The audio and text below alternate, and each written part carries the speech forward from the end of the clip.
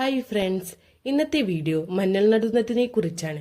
ഞങ്ങൾ നടുന്ന രീതിയാണ് ഇതിൽ പറയുന്നത്. പലരും പല രീതിയിലായിരിക്കും നടുന്നത്. മെയ് ലാസ്റ്റോ ജൂൺ ഫസ്റ്റോ ആണ് മഞ്ഞൾ നടാൻ നല്ലത്. ഞങ്ങൾ ഇവിടെ കലശത്തിനാണ് നടാറ്. മഞ്ഞൾ നടാൻ ആദ്യം തറയൊരുക്കുകയാണ് വേണ്ടത്. തറയൊരുക്കുന്നതിനു മുന്നേ മണ്ണ് മൊത്തം കിളച്ചിടണം.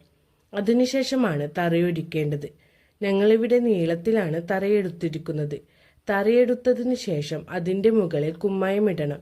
കുമ്മായമിട്ട് 1-2 ദിവസം വെക്കുന്നത് നല്ലതാണ്. എന്തേലും കീടങ്ങളുണ്ടെങ്കിൽ അത് പോകും. അടുത്തത് വളപ്രയോഗമാണ്. ഞങ്ങളിവിടെ ജൈവവളം, ചാണകപ്പൊടി, വേപ്പിൻ പിണ്ണാക്ക്, കടലപ്പിണ്ണാക്ക്, കായ്വളം, എല്ലുപൊടി എന്നിവയുടെ മിക്സാണ് ഇട്ടുകൊടുക്കുന്നത്. വളമെല്ലാം ഇട്ടതിന് ശേഷം അതിൻ്റെ മുകളിൽ മണ്ണ് കോരിയിട്ട് ലെവലാക്കുക. അതിനുശേഷം മഞ്ഞൾ നടാം. സ്ഥലക്കുറവ് കാരണം ഞങ്ങൾ കുറച്ച് അടുപ്പിച്ചാണ് മഞ്ഞൾ നടുന്നത്. മഞ്ഞളെല്ലാം നട്ടതിന് ശേഷം അതിൻ്റെ മുകളിൽ ചപ്പ് ഇടാവുന്നതാണ്.